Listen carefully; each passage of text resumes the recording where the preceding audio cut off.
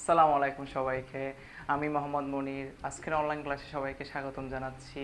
আমি তোমাদের সামনে আবারও হাজির হলাম এসএসসি হায়ার ম্যাথ ভেক্টর চ্যাপ্টারের পার্ট 5 নিয়ে। 1 থেকে 4 বাচ্চারা করছো নাকি করো নাই? 1 থেকে 4 না করলে কিন্তু 5টা করতে আসিও না। তোমরা মনে করছো যে না আমি 5টা করব, 2টা করব বা 1 থেকে সিরিয়ালি করব না, তখন কিন্তু তুমি কিচ্ছু বুঝবে না। বারবার বলতেছি আমি কিন্তু 1 থেকে 4 যদি করে না আসো আমি কিন্তু পিটাবো, কিন্তু 5টা কিন্তু করতে হবে, বোঝা যাচ্ছে? দেখো তো, আজকেই পার্ট 5এ কিন্তু আমরা ম্যাথ নিয়ে আলোচনা করব।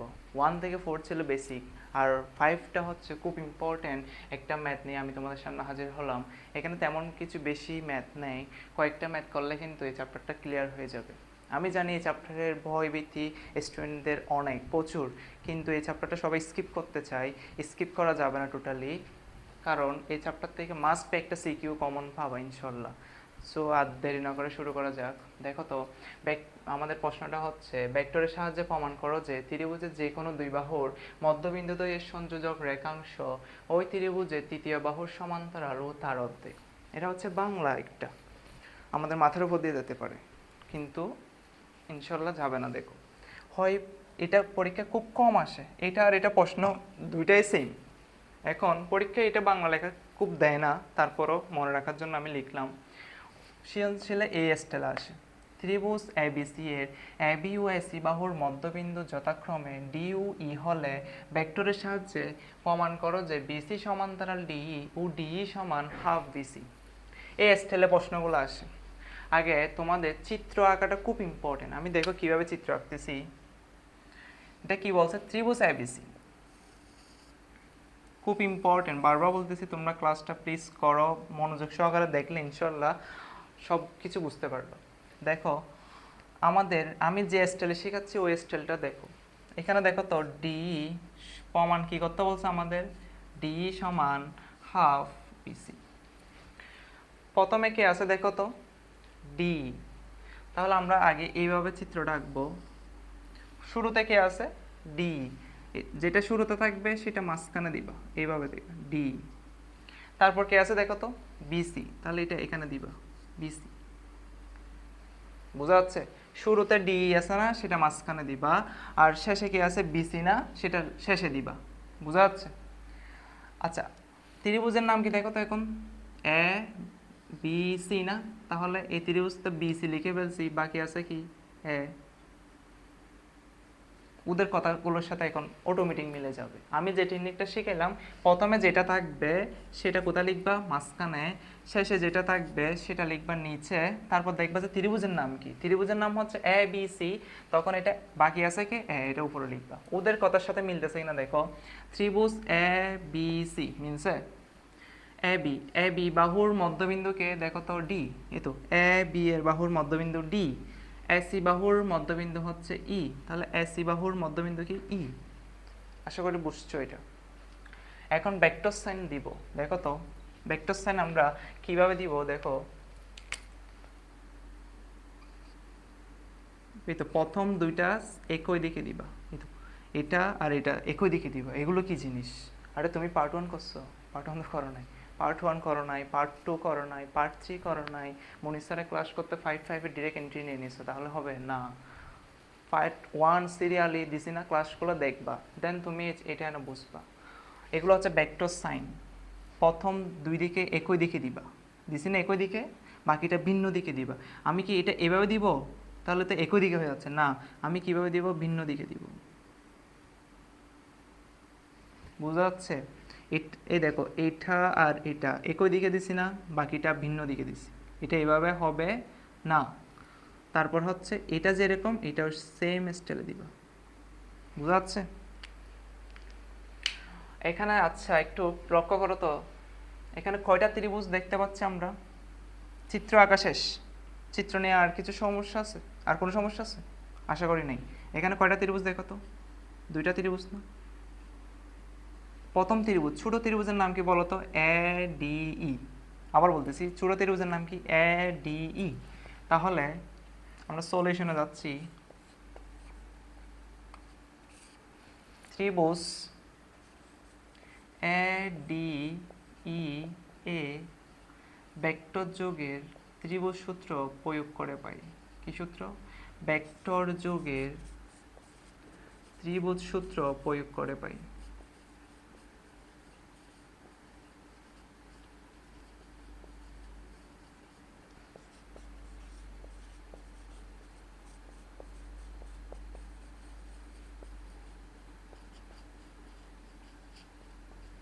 আচ্ছা, মনে আছে কোন দুইটা একই দিকে যাচ্ছে দেখো তো। এখানে এই ত্রিভুজ আমরা অ্যাপ্লাই করব, এ ডি ই। দেখো তো এই ত্রিভুজটা আমি এখানে আঁকাচ্ছি ছোট করে, দেখা যাচ্ছে কিনা দেখো তো তোমরা সবাই। A D E. এখন বলো তো কোন দিকে এরো চিহ্নটা আছে?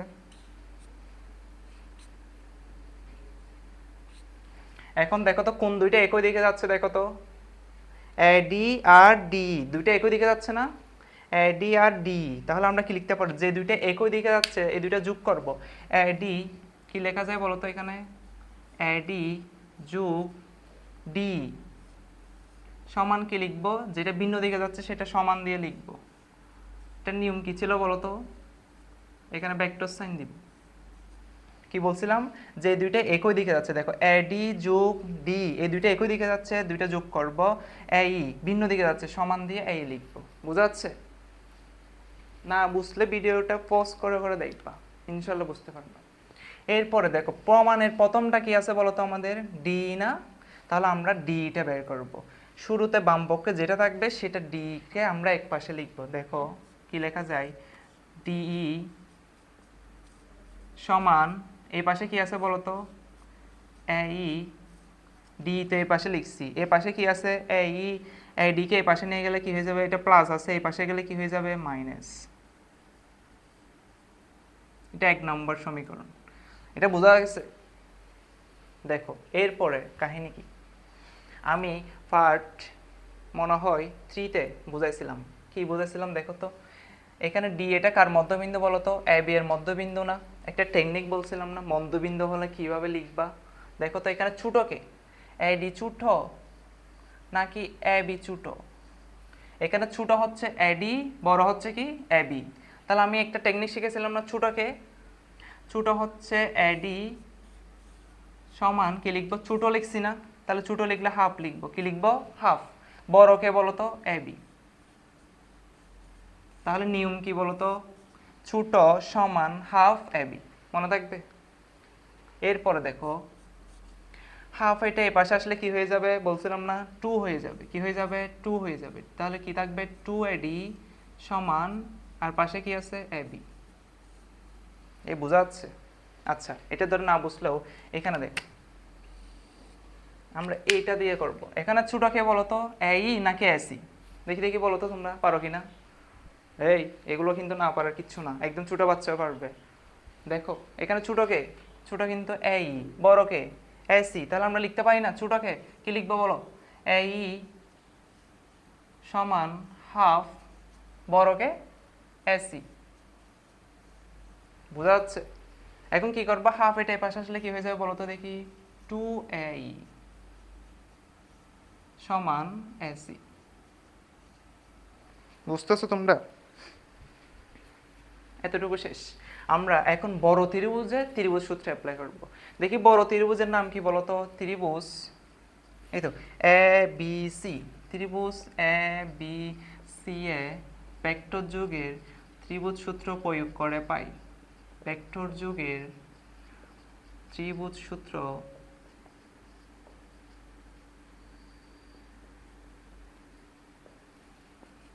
প্রয়োগ করে পাই।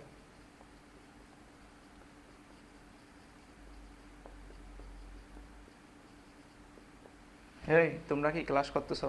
মনোযোগ দিয়ে করতেছো নাকি অবহেলা করতেছো? একদম অবহেলা করবে না।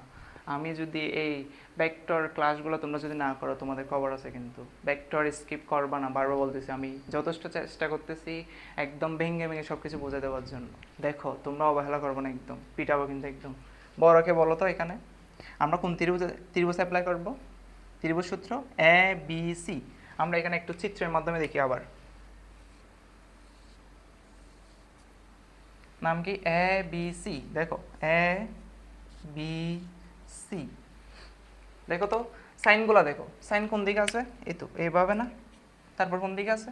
এইভাবে না, তারপর কোন দিকে আছে এইভাবে না। এখন ত্রিভুজ সূত্র অ্যাপ্লাই করো, দেখি কোন দুইটা একই দিকে যাচ্ছে, এই কোন দুইটা একই দিকে যাচ্ছে দেখি, বলো কোন দুইটা দেখা যায়। এই তো এ বি আর কোন দুইটা বিসি, এই দুইটা একই দিকে না, এটা ভিন্ন দিকে না। এই তো তীর চিহ্ন দেখো, এদিকে আসতেছে, এদিকে যাচ্ছে, এখন এদিক থেকে আসতেছে, তাহলে এই দুইটা একই দিকে না। নাম কি? যে দুইটা একই দিকে এই দুইটা যোগ করব, যেটা ভিন্ন দিকে সমান দিয়ে ওইটা লিখবো, বুঝতেছো? তাহলে কোন দুইটা একই দিকে দেখো, এ বি তারপর কি বিসি, এ বি যোগ বিসি সমান কি লিখবো? এসি। আশা করি বোঝা যাচ্ছে। এবার দেখো আমরা ওইখানে কি লিখছিলাম, বাম পক্ষ যেটা ছিল সেটার মান বের করছিলাম। এখন ডান পক্ষে কে আছে দেখো তো, বিসি। তাহলে এখানে আমরা কার মান বের করব? বিসির মান। তাহলে বলো বিসি, বিসি সমান কি হবে দেখি, বলো তো কি হবে, কি হবে বলো বলো। এই পাশে কি আছে? এসি প্লাস এবি, ওই পাশে নিয়ে যাবো যে না, প্লাস আছে না এটা, এই পাশে গেলে কি হবে বলো তো? Minus AB. বুঝতেছো? দেখো এবার বিসি সমান এসির মানটা কি আমাদের এখানে দেখা যাচ্ছে, দেখি খুঁজে বের করো তো, নাকি হারিকেন লাগবে খুঁজে বের করতে? দেখো কি দেখা যায়, এসির মান কত? এসির মান হচ্ছে 2a। তাহলে আমরা এসির জায়গায় কি লিখবো? 2ae। এই বাচ্চারা বুঝতেছো নাকি বোঝা যাচ্ছে না? দেখো ফোলা পাইন তো বুঝে না ভেক্টর চ্যাপ্টারটা। দেখো এবি, এবির মান কত বলো তো? এবি দেখা যায়, এই তো এবির মান কত? 2ad। এবির জায়গায় কি বসাবো? 2ad। আচ্ছা তোমরা এই লাইনে কিছু কি করা যায় দেখি বলো তো, তোমরা কি করলে সুবিধা হবে? কি করা যায় তোমাদের চোখে কি পড়তেছে? দুইজনের কাছে 2 আছে না, তাহলে কমন নিব। কমন মানে বুঝো, দুজনের কাছে থাকতে হবে। তাহলে আমি যদি 2 নিয়ে ফেলি কমন, এখানে আর কি থাকে? 2 এটা নিয়ে ফেলছো, তাহলে এখানে আর কি থাকে বলো তো? এই পাশে কি থাকে? 2 এটা নিয়ে ফেলছো, আর কি থাকে বলো তো? এডি। বোঝা যাচ্ছে? এখন দেখো তো বিসি ভেক্টর সমান 2। আচ্ছা এই লাইনটা দেখো তো, হারিকেন দিয়ে খুঁজতে হবে। আরে দেখা যায়, কোথায় দেখা যায়? আমি তো দেখতে পাচ্ছি না, দেখি বলো, তোমরা বলো। এই তো এই মাইনাস আইডি কই দেখো তো, 1 নম্বর সমীকরণটা একটু দেখো তো, এই মাইনাস আইডি, এটার পরিবর্তে কি লিখতে পারবো আমরা? ডি লিখতে পারবো। কি লিখা যাবে? ডিই। বোঝা যাচ্ছে? এরপরে দেখো আমাদের প্রমাণের দিকে একটু তাকাই, ডি সমান হাফ বিসি। মনে আছে? হাফ এটা এই পাশে আসছিল, দেখো তো হাফ এটা এই পাশে গেলে কি হয়ে যাবে? 2 হয়ে যাবে না? তাহলে 2 এটা এই পাশে গেলে কি হয়ে গেছিল? হাফ। ঠিক সেম 2 এটা এই পাশে আসলে কি হয়ে যাবে বলো তো? হাফ। পাশে কি আছে? বিসি সমান কি হবে? ডি। একটু সাজা লিখো, ওদের মতো লিখো। প্রথমে কি আছে? প্রথমে হচ্ছে ডি, এই পাশে নিয়ে আসো, সমান হাফ বিসি। আরে মিলে গেছে না? আমরা খুশি, খুশি তো? মিলছে? দেখো তো, হ্যাঁ মিলছে। কিন্তু এখন সবাই বলবো যে হ্যাঁ অঙ্ক তো শেষ, অঙ্ক শেষ, একটু করে বাকি আছে। কীরকম দেখো তো, প্রমাণটা দেখো। প্রমাণ ডি সমান কি আছে বলো তো? ডি সমান হাফ বিসি। দেখো তো ডি সমান হাফ বিসি, এখানেও তো ডি সমান হাফ বিসি। আচ্ছা তোমাদের কাছে কিছু ধরা পড়তেছে যে একটু একটু মনে হয় মিলে নাই? দেখো তো এখানে একটা কি সাইন আছে, ভেক্টর সাইন আছে না? কিন্তু এখানে আছে ভাই, প্রমাণে নাই। কিন্তু আমার মতো কি, আমি তো দেখতে পাচ্ছি, আমার মনে হচ্ছে যে আরে মিলে গেছে, মিলে গেছে। কিন্তু হ্যাঁ তোমরা ধরতে পারছো, ধরতে পারছো না? দেখো তো এখানে ভেক্টর সাইন আছে, কিন্তু এখানে ভেক্টর সাইন নাই প্রমাণে। আমি এই তৃতীয় ক্লাসে দেখাইছিলাম ভেক্টর সাইন কিভাবে তুলবা। ভেক্টর তোমরা কি বুঝতে পারছো? এখানে প্রমাণে দেখো তো ডি সমান হাফ বিসি, কিন্তু আমারও তো চলে আসছে প্রমাণ ডি সমান হাফ বিসি। এই তো তোমরা ধরে ফেলছো, কিন্তু এই তো এখানে ভেক্টর সাইন আছে, কিন্তু প্রমাণে তো ভেক্টর সাইন নাই। আমরা পার্ট 3-তে কিন্তু শিখাইছিলাম, কি শিখাইছিলাম দেখো, দেখো তো ভেক্টর সাইনকে তুলতে পারবো কিভাবে বলো তো? ভেক্টর সাইন আমরা কিভাবে তুলি বলো? ভেক্টর সাইনকে তুলতে পারি যে আমরা এখানে করতেছি, দেখো ভেক্টর সাইনকে কি দ্বারা তোলা যায় বলো তো? ভেক্টর সাইন, ভেক্টর মানে কি, এখানে মানও আছে দিকও আছে, কিন্তু আমার কার মান লাগবে? আমার উপরে এটা ভেক্টর সাইন নাই, আমার শুধু মানটা লাগবে। তাহলে ভেক্টর সাইনকে বেনিশ করতে পারে কি? মডুলাস। কি মডুলাস? দেখো এই তো ডিই একটা একটা মডুলাস দিয়ে দিবা এখানে সমান। আচ্ছা হাফে কি ভেক্টর সাইন আছে? নাই, তাহলে হাফে কি আমি মডুলাস দিব? মোটেও না। হাফ এখানে কি ভেক্টর সাইন দিব? এখানে এখানে ভেক্টর সাইন যেহেতু আছে এখানে কি দিব? মডুলাস দিব। এখন ভেক্টর সাইনটা উঠে যাবে, সুতরাং ডি সমান হাফ বিসি।